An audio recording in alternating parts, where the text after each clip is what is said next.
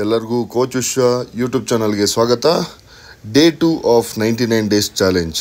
So ಇವತ್ತು ನಾವು ನಾಟಿ ಸ್ವಾದಿಷ್ಟದಲ್ಲಿ ಬಿರಿಯಾನಿ ತಿಂದ್ಕೊಂಡು ರಿಲೆಂಟ್ಲೆಸ್ ಸ್ಟ್ರೆಂತ್ಗೆ ಹೋಗ್ತಾ ಇದ್ದೀವಿ. ರಿಲೆಂಟ್ಲೆಸ್ ಸ್ಟ್ರೆಂತಲ್ಲಿ ಸ್ವಲ್ಪ ಗ್ರಿಪ್ ಮೂಮೆಂಟು ಮತ್ತು ಅಪ್ಪರ್ ಬಾಡಿ ವರ್ಕೌಟ್ನ ಮಾಡೋಣ ಅಂತ. ಈಗ ಹೋಟೆಲ್ ನಾಟಿ ಸ್ವಾದಿಷ್ಟಕ್ಕೆ ಬಂದಿದ್ದೀವಿ.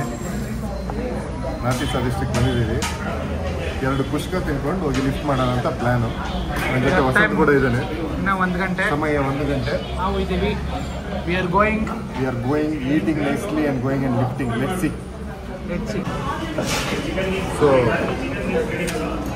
ಫುಲ್ ಪುಷ್ಕ ತಿನ್ಕೊಂಡು ಚೆನ್ನಾಗಿತ್ತು. ಇದು ಕಾರ್ಬೋಹೈಡ್ರೇಟ್ಸ್ ಲೋಡ್ ಮಾಡಿ ಗೋಯಿಂಗ್ ಆ್ಯಂಡ್ ಲಿಫ್ಟಿಂಗ್. ಎಸ್, ಇವರೇ ಜಿಮ್ ಹೋಟೆಲ್ ಓನರ್.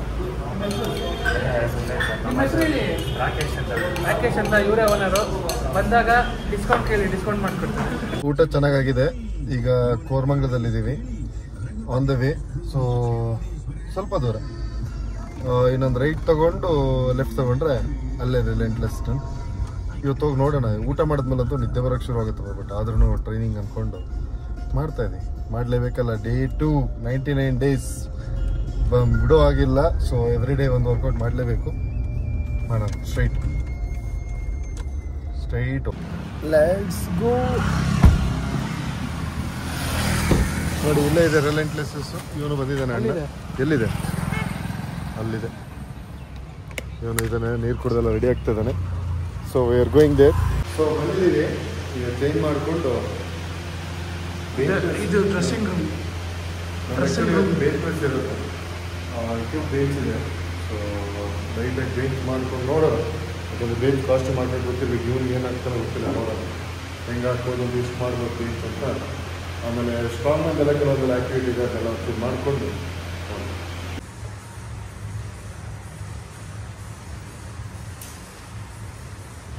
ಹೇಳಿ ಫಸ್ಟು. ಏನಿದು? ಏನು ಬಾರ್ ಇದು? ಏನು ಮಾಡಿದೆ ನೀವು ಹೇಳ್ಬೇಕು ಬ್ರೋ. ಇದು ಯಾವ ಬಾರ್ ಇದು? ಬಿಸಿ ಆಗುತ್ತೆ. ಸ್ಯಾಕ್ಸನ್. ಎಷ್ಟಿದೆ ಇದು ವೆಯ್ಟು? 1 ಕಿಲೋ. ಸೆಕ್ಷನ್ ಬಾರು ಹಿಂಗೆ ಅಲ್ವಾ? ಹಾಂ. ಎಲ್ಲೆಷ್ಟಲ್ಲೇ ಮಾಡಬೇಕಾ? ಸುಮ್ಮ ಮಾಡೋಂಗಿಲ್ಲ. ಸುಮ್ಮ ಮಾಡ್ಬೋದು. ಯಾವ ಬೇಕಾದ್ರೆ ಕಾಂಪಿಟೇಷನ್ ನಂಗೆ ಗೊತ್ತಿಲ್ಲ, ಅಲೌಡ್ ಇದೆ ಗೊತ್ತಿಲ್ಲ. ಸುಮ್ಮ but try all the ways. You know what the challenge is. You can straight away load 50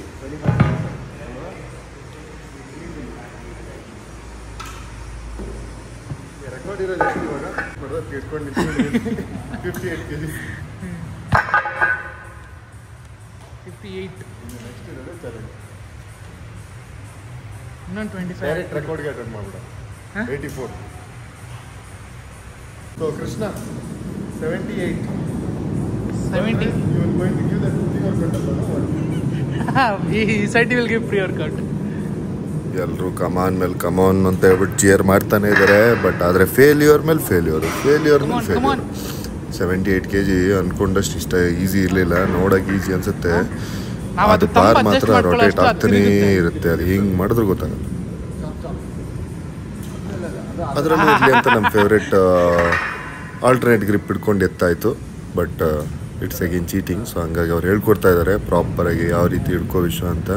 actually ನಾನು ಹೇಳಬೇಕು ಅಂತ ನಾನೇನು ಎತ್ತಿದ್ರೆ ಇವ್ರು ಹೇಳ್ಕೊಟ್ಟಿರೋ ಗ್ರಿಪ್ಪಿಂದನೇ ಎತ್ತಿರೋದು ಅಂತ ಹೇಳ್ಬೋದು. ಅವ್ರು ಪ್ರಾಪರಾಗಿ ಎಕ್ಸ್ಪ್ಲೇನ್ ಹೇಳ್ಕೊಂಡು ಹೋದರು.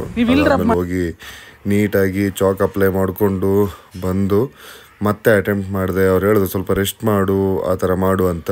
ಅದರಿಂದನೇ ನಾನು ಮಾಡೋದಕ್ಕೆ ಸ್ವಲ್ಪ ಸಾಧ್ಯ ಆಯಿತು ಅಂತಲೇ ಹೇಳ್ಬೋದು. ಇಲ್ಲಾಂದರೆ 58 ಲಾಸ್ಟು, 78 ಮಾಡ್ತಾನೂ ಇಲ್ಲ. ಅಲ್ಲಿಗೆ ಗಿವಪ್ ಆಗಿ ಹೋಗಿರ್ತಿದ್ದೇನೋ.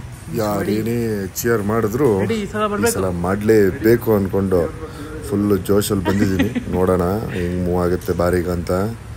ಕರೆಕ್ಟಾಗಿ ಹಿಡ್ಕೊಂಡು ಎಳಿತಾ ಇರೋದು ಅಷ್ಟೇ. ಯಾಕಂತಂದ್ರೆ ತುಂಬ ಹೊತ್ತಲ್ಲಿ ಟೈಮ್ ವೇಸ್ಟ್ ಮಾಡಿದ್ರೆ ಬರೋದಿಲ್ಲ.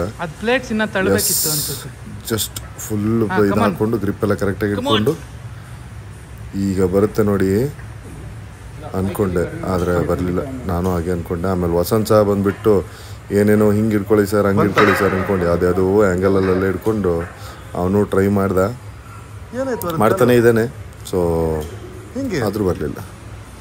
ಆಮೇಲೆ ಅವರು 5 kg ಕಮ್ಮಿ ಮಾಡಿಬಿಟ್ಟು ಟ್ರೈ ಮಾಡು ಅಂತ ಅಂದರು. ಸೊ ಮತ್ತೆ 5 kg ಕಮ್ಮಿ ಮಾಡಿಬಿಟ್ಟು 70. ನಾನು ಡೈರೆಕ್ಟಾಗಿ 85 ಹೋಗಬೇಕು ಅಂದ್ಕೊಂಡಿದ್ದೆ. 85 84 ಹೋಗಬೇಕು ಅಂತ. ಬಟ್ ಆಗಲಿಲ್ಲ. ಇದು ಕೂಡ ಫೇಲ್ಯೂರ್ ಆಯಿತು. ಸೊ ಮತ್ತೆ ವಸಂತ್ ಕೂಡ ಬಂದುಬಿಟ್ಟು ಅದು 58 78 ಇದೆ. 78 ಮತ್ತೆ ಟ್ರೈ ಮಾಡೋಣ ಅಂತ ಮತ್ತೆ ಟ್ರೈ ಮಾಡ್ದೆ.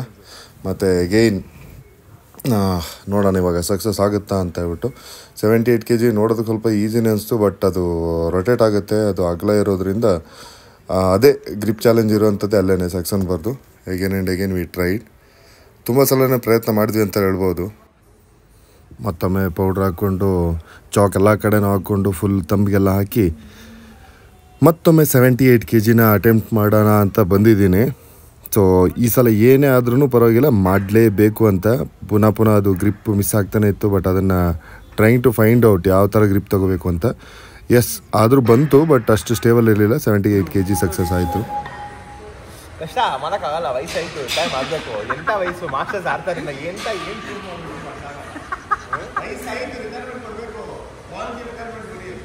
ಎಲ್ಲ ಲೆಕ್ಕ ಹಾಕಿಟ್ಟಿದ್ದೆ ಎಲ್ಲ ಮಾಡಿದ್ರೆ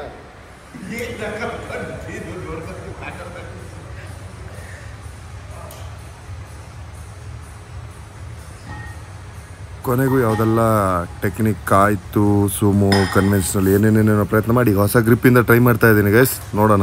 attempting 84 kg. Yes, we didn't expected it. Yes I was able to do. Again trying for more weights.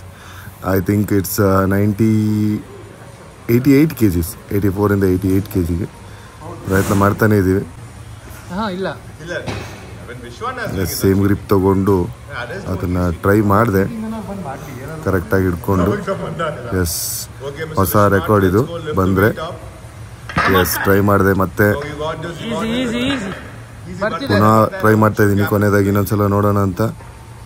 S, maximum ಎಷ್ಟಾಗುತ್ತೆ ಅಷ್ಟು ಟ್ರೈ ಮಾಡಿದೆ.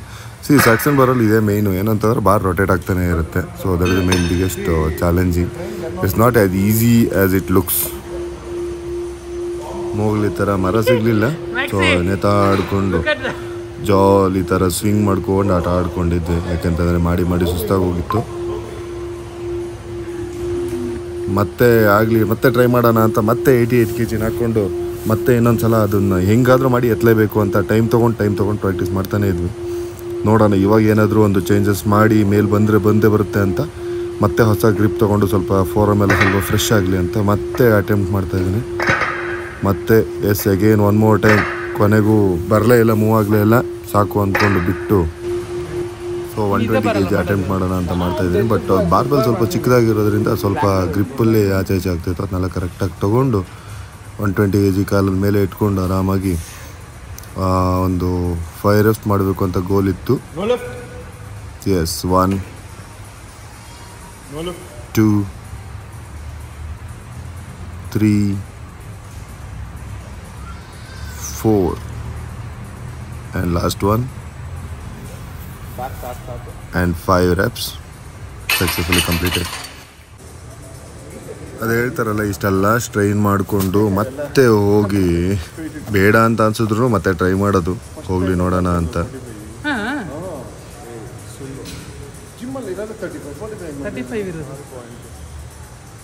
ಫಸ್ಟ್ ಟೈಮ್ 45 kg ಅಟೆಂಪ್ಟ್ ಮಾಡ್ತಾ ಇರೋದು. ಮೊದಲೇ ಗೊತ್ತಿತ್ತು ಆಗಲ್ಲ ಅಂತ, ಜಾಸ್ತಿ ಸ್ಟ್ರೆಸ್ ಮಾಡ್ಕೊಳ್ಳೋಕೆ ಹೋಗಿಲ್ಲ, ಜೈ ಅಂತ ಬಿಟ್ಟು ವಾಪಸ್ ಬಂದೆ.